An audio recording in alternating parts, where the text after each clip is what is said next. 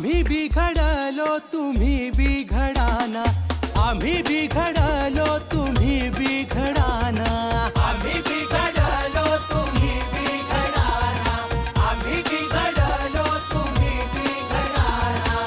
भास्कराच्या संगे थेंब बिघडला, थेंब बिघडला पर्जन्यची झाला. आम्ही बिघडलो तुम्ही बिघडाना, आम्ही बिघडलो तुम्ही बिघडाना.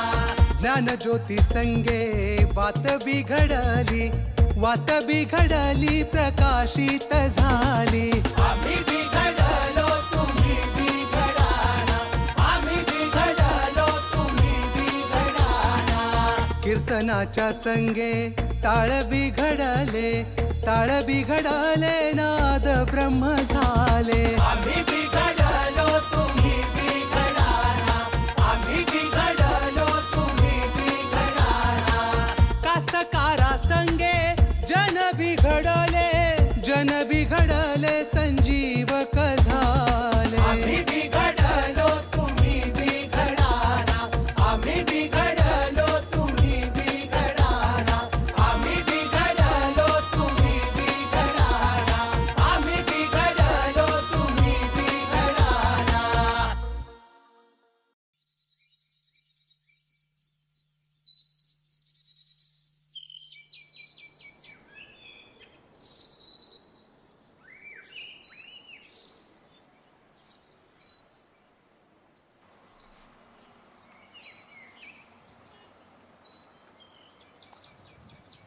प्रत्येक प्रश्नाला उत्तर नसते.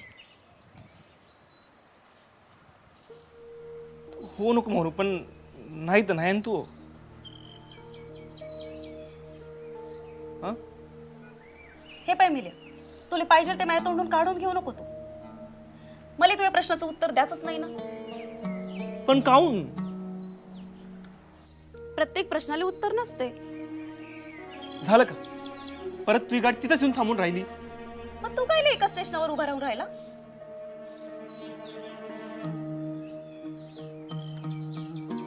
सांग ना. हे पाय मिल्या, मी तुला एक डाव सांगितलं, काही असले प्रेम बिमाशी लफडे आपल्याला झेपत नाही. फालतूचे सिनेमे पाहू इकडे आपल्या संकट लाडत यायचं कारण नाही.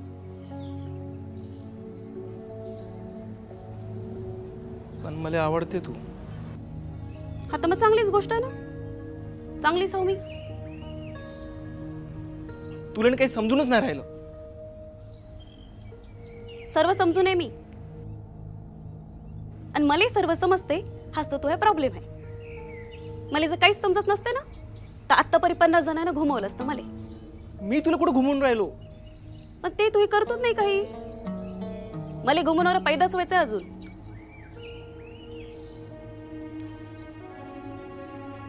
का होते तू मला?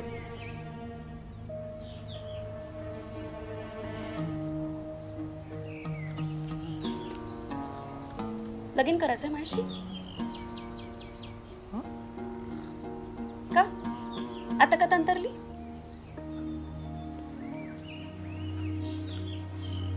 असं नाही, पण असं नाही, कसंच बी नाही. आता मी का सांगते ते ऐक. जर तुला माझ्याशी लगीन करायचं असेल तर माझ्या घरी याच. घरच्या आईला आपली अवकात सांगायची. आपण कोण आहो, आपली लायकी काय, आपण कमावतो किती, आणि तुमच्या पोरीले सुखात कसं ठेवू शकतो ते सांगाच.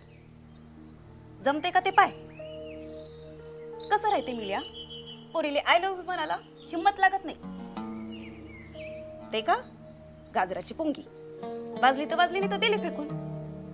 पण पोरीच्या बापासमोर उभं राहून त्याच्या डोळ्याला डोळ्या भिडवून तुमची पोरगी मला आवडते असं म्हणाले मात्र जिगर लागते. ही हिम्मत तुझ्यात आहे का नाही ते पाय. कारण का तर लगीन करताना मी जात नाही पाहणार मिल्या, पण हिम्मत मात्र पाहिजे तू.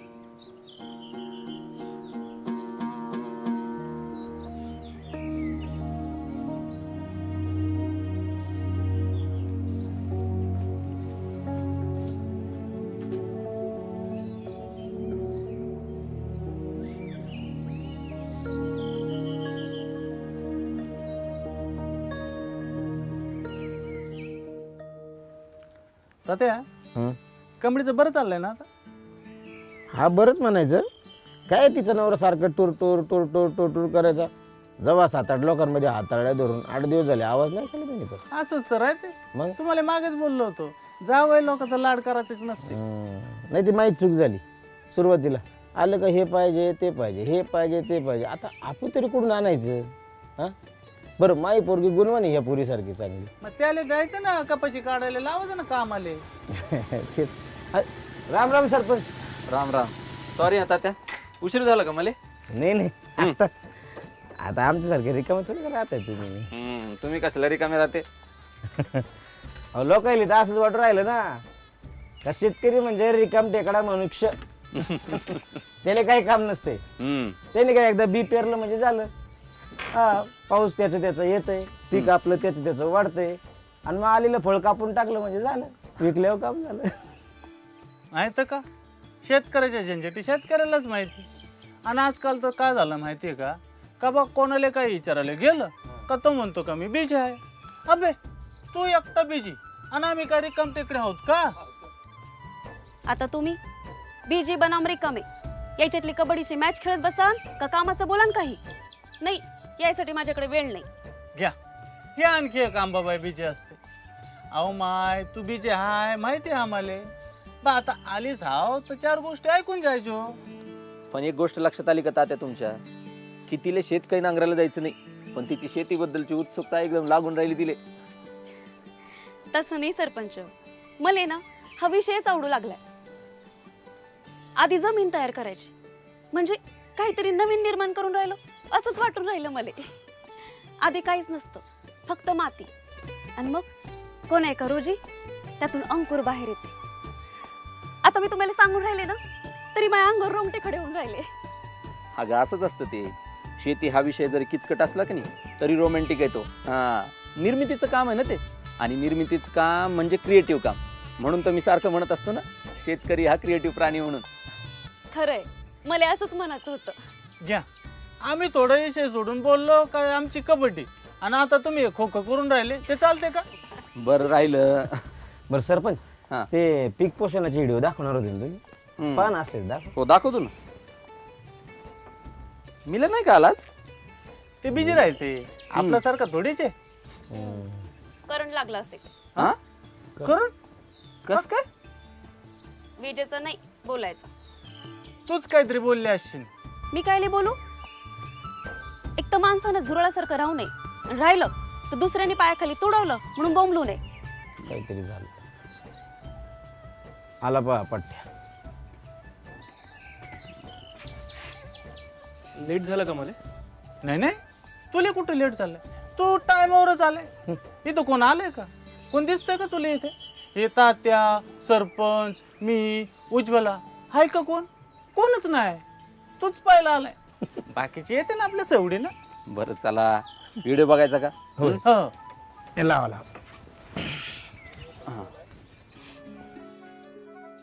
शेतीमध्ये पीक पोषण हा एक महत्त्वाचा विषय आहे.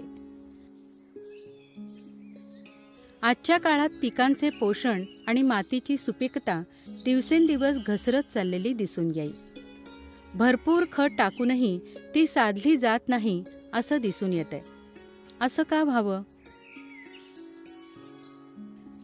कधीकधी मायक्रोन्यूट्रियन्स म्हणजे सूक्ष्म द्रव्य देणारी खतं पण वापरली जातात.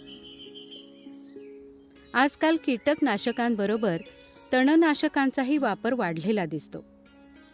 या सगळ्यांचा परिणाम जमिनीच्या सुपीकतेवर आणि पिकांच्या पोषकतेवर होत असतो. यांच्या वापरामुळे जमिनीचं संतुलन बिघडलेलं आहे. एकीकडे खर्चही खूप वाढतोय आणि दुसरीकडे जमीनही निर्जीव होतीये, टणक होतीये. हा हे तर बरोबरच आहे सरपंच. पहिलं जमिनीतून जेवढं उत्पादन यायचं आता तेवढं येत नाही. रासायनिक खतं टाकून टाकून जमीन कडक करून ठेवली आहे आपण. आणि आता ते मशागतीले म्हणा नाही तर निंदनाले म्हणा टाइम जाऊन राहिलाय. होय होय होय. आणि आता ते खर्च वाचवायला लोक सेंद्रिय शेती करून राहिले. त्यासाठी गांडूळ खतं, सेंद्रिय खतं, जैविक कीटकनाशक हे तर बाहेरूनच घ्यायला लागते. मग खर्च वाढतोच ना पुन्हा. हा म्हणजे पिकाच्या पोषणासाठी खत द्यायला लागते हे समजले, पण कोणते खत द्यायला लागते? बाप्पा ते तर काही विचारूच नका. जे उठते ते आपली अक्कल पाजळते. नत्र द्या म्हणते, फॉस्फरस द्या म्हणते, आणि ते पोटॅश तर द्यायलाच लागल म्हणते. आणि आपण आपल्या जमिनीतलं उत्पादन वाढावं म्हणून रासायनिक खत हे गोण्या भरून भरून आणून टाकून राहिलो ना शेतात. पण जग्गू भाऊ, पीक बाहेरून फक्त चिमूटभर घेतं आणि खंडीभर देतं असं म्हणतात. म्हणजे कसं आहे, एकानं प्रयोग केला होता आधी. आता प्रयोग म्हणजे कुणाला बी करता येईल आपल्याला प्रयोग तो. कोणता प्रयोग? प्रयोग असा करायचा का पिकाचे सर्व सुकलेले भाग एका ठिकाणी तोडून एकत्र करायचे, म्हणजे साधारण 10 किलो वजनाचे, आणि त्याला पूर्णपणे जाळून टाकायचा. म्हणजे हवा बिवा देऊन पूर्णपणे जाळून टाकायचा. राख होईस तो, पांढरी राख होईस तो जाळायचा. आणि कसं आहे, नंतर त्या राखेचं वजन करायचं. ते साधारण भरतं अर्धा किलोच्या आसपास. म्हणजे 10 किलो जाळलं तर अर्धा किलो उरते. म्हणजे फक्त 5-10% उरते. आता ही राख म्हणजे पिकानं जमिनीतून घेतलेले खनिज घटक. आता हे एवढे खनिज घटक आणि तेवढेच प्रमाणात नत्र, एवढंच काय ते जमिनीतून घेतात पिकं, आहे का नाही? बाकीचं सगळं ते वजन आपलं आपणच बनवतात. म्हणजे कसं, हवेतून, पाण्यातून कार्बन, हायड्रोजन, ऑक्सिजन हे सगळं घेतात आणि भरपूर उत्पादन देतात आपल्याला. म्हणजे झाडं जमिनीतून चिमूटभर घेतात आणि खंडीभर बनवतात असं म्हणा ना. चांगलं आहे ना मग. नाही म्हणजे नत्र, फॉस्फरस, पोटॅश एवढं असलेलं खत टाकलं का कामच झालं ना मग. असं नसतं ते. या चिमटीमध्ये नुसते 3च घटक नसतात, तर पूर्ण 13 घटक असतात. बाप्पा बाप्पा, अहो इथं 3 देता त्यातच कंबर मोडते आमची, आणि आता 13 द्यायची म्हणल्यावर तर संन्यास घेऊन हिमालयातच जायला सांगाल तुम्ही. नाही नाही, तसं नाहीये काही. या सर्व गोष्टी तुमच्या जमिनीमध्येच असतात. एक व्हिडिओ बघू ना आपण त्याचा. दाखव बरं. मातीमध्ये आणि सेंद्रिय पदार्थांमध्ये 13पेक्षा जास्त पोषक मूलतत्व असतात.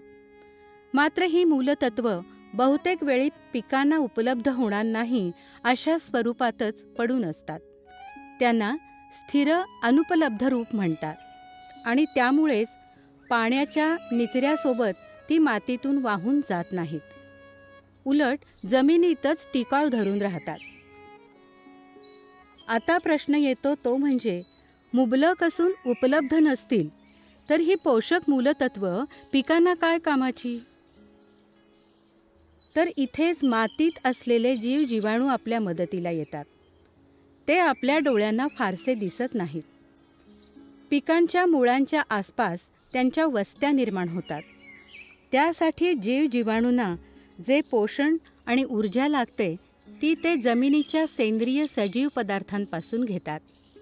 हे पदार्थ म्हणजे पालापाचोळा, निंदण, काडी कचरा, फणे, धसकटं, शेण, मूत्र, इतर सर्व सजीवांचे अवशेष, शेणखत वगैरे. काही जीव जीवाणू वनस्पतींच्या मुळांशी मैत्री करून त्यांच्या आश्रयाला राहतात, आणि असे हे जीव जीवाणू मातीत आणि सेंद्रिय पदार्थांमध्ये असलेली अनुपलब्ध पोषक तत्वे स्वतःसाठी आणि त्या मातीत वाढणाऱ्या पिकांसाठी त्यांना घेता येईल अशा स्वरूपात बदलतात. अशा प्रकारे ते स्वतः जगतात आणि पिकांनाही जगवतात. सेंद्रिय पदार्थ कुजल्यानंतर त्याचे जे खतावशेष किंवा ह्युमस राहतात, त्यातूनही पिकांना पोषक मूलतत्वे उपलब्ध करून देण्याचं काम हे जीव जीवाणू करतात.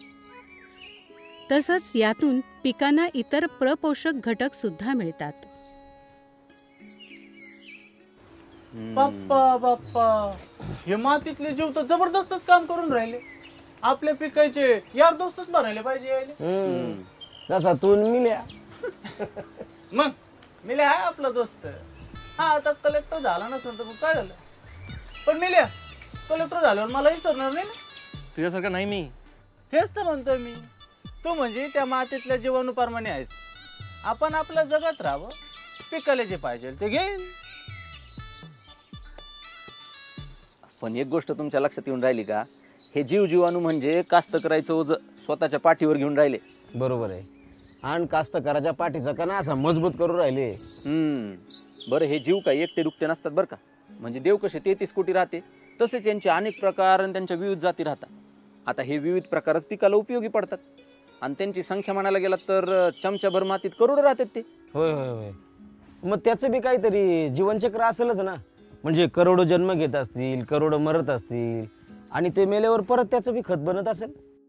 हे तर मालूमच नव्हतं मला का वाटायचं कबाब पिकायसाठी 2-4 खतं घातली की झालं काम. नाही नाही नाही नाही, पण मला काय म्हणायचं सरपंच, आता हे जीवाणू म्हणा किंवा शेतकऱ्याचे मित्र म्हणा, हे जगायसाठी त्यांचे तेच काही प्रयत्न करत असतील का? आपण पण त्याच्यासाठी काय करायला पाहिजे? काय व्हिडिओ असेल तर दाखवा ना. आहे ना, तोच तर दाखवणार होता आता. तात्या तुम्ही काय सरपंचाला असे तसे समजून राहिले का? सर्व तयारी राहते त्याची, सर्व अस्त्र शस्त्र घेऊनच बाहेर पडते ते काय दुश्मन अंगावर आलं त्याला असं नाही म्हणत का थांब सकाळी मी परसकडले गेलतो तर तिकडे तलवार विसरून आलोय, आणि ते टाइमलेच नाही घेत असा. माझेच घेऊन राहिले जगू आज. अहो नाही सरपंच, हा ते हिडो लावित होते ना, लावा. घ्या. शेतकऱ्यांना उपकारक असणाऱ्या या जीवजीवाणूंचं पोषण सतत होणं गरजेचं आहे.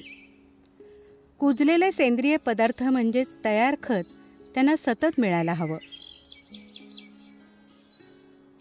हे खरं तर पिकांसाठी न समजता या जीवजीवाणूंसाठी खाद्य आणि पोषण आहे हे लक्षात घेतलं पाहिजे. त्यांची वाढ झाली आणि ते बळकटीनं सक्रिय राहिले तर पिकांना पुरेसं पोषण मिळायला मदतीचं होईल.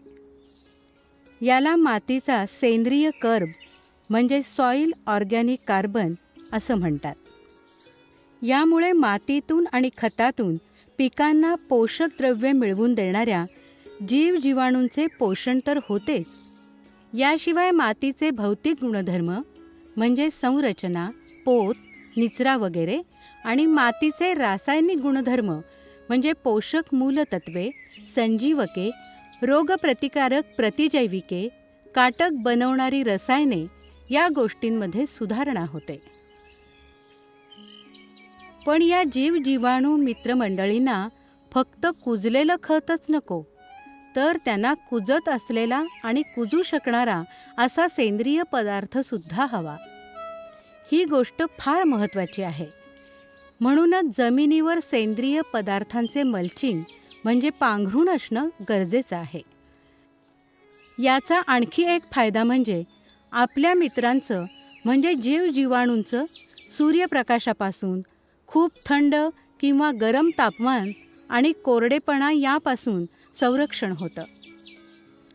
अशा प्रकारे पिकांचं पोषण आणि माती सुपीकता आपण समजून घेतली तर लक्षात येईल की यामुळे मातीला हवे असलेले 3 सकार मिळतील: सजीवता, सकसता आणि सुपोतता. आणि हे मिळेल अगदी कमी खर्चात, सुलभ आणि सहजपणे, आणि परावलंबी न होता अगदी स्वावलंबनाने.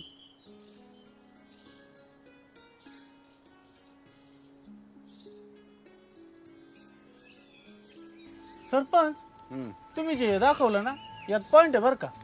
पण आता मातीची सुपीकता वाढवायसाठी ते काडी कचरा म्हणा, पिकाचे अवशेष म्हणा, हे मातीत मिसळण्यासाठी काहीतरी आयडिया असेल ना? असेलच ना. असं पीकच्या पीक मातीत घालून कसं होईल? काहीतरी असेलच ना. बघा ना सरपंच. आता का सर्व आजच सांगता का? उद्याला ठेवा थोडं. बर आज काय कलेक्टर साहेबाचा मूड नाही दिसत, आणि मला बी जाऊन ब्युटी पार्लर उघडायचं आहे. मला म्हणजे हिले आता ही माया शेतीत एवढा इंटरेस्ट देऊन राहिली तर मला बी हिच्या ब्युटी पार्लरला आपलं म्हणलं पाहिजे का नाही? हे बरोबर आहे. करा, तुम्ही करा आपला टाइमपास, मी चालले. सरपंच तुम्ही व्हिडिओ शोधून ठेवा जो. ठेवतो.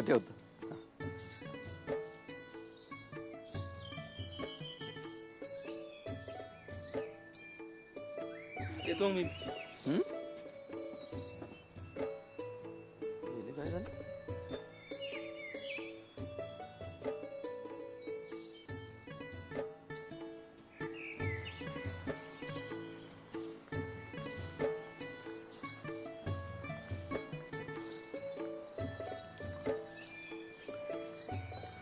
मिल्या, ए मिल्या, अरे थांब की जरा. कलेक्टर झाल्यावर जाशील काय? थांब जरा. आज काही चेहरा लय पडले तर. मेन्स आली आहे जवळ, आता अभ्यास करायला लागेल का नाही? अभ्यासाचं नाही गडे टेन्शन, काहीतरी वेगळंच झालंय. काय झालं? तसं काही नाही, हे आपलं उगीच.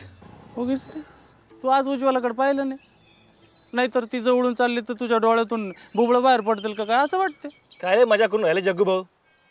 मजाक नाही, तसं मी उडत्या पाखराचे पंख मजणार माणूस आहे. टाक सांगून घाबरू नको.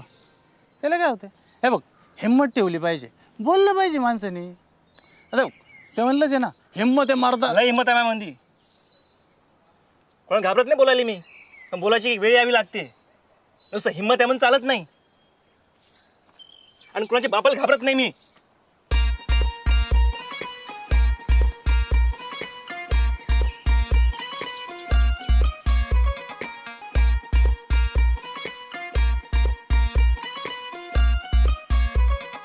आम्ही बिघडलो तुम्ही बिघडाना, आम्ही बिघडलो तुम्ही बिघडाना, आम्ही बिघडलो तुम्ही बिघडाना, आम्ही बिघडलो तुम्ही बिघडाना. भास्कराच्या संगे थेंब बिघडला, थेंब बिघडला पर्जन्याची झाला. आम्ही बिघडलो तुम्ही बिघडाना, आम्ही बिघडलो तुम्ही बिघडाना. ज्ञान ज्योती संगे वात बिघडली, वात बिघडली प्रकाशित झाली. आम्ही बिघडलो तुम्ही बिघडाना, आम्ही बिघडलो तुम्ही बिघडाना. कीर्तनाच्या संगे टाळ बिघडले, टाळ बिघडले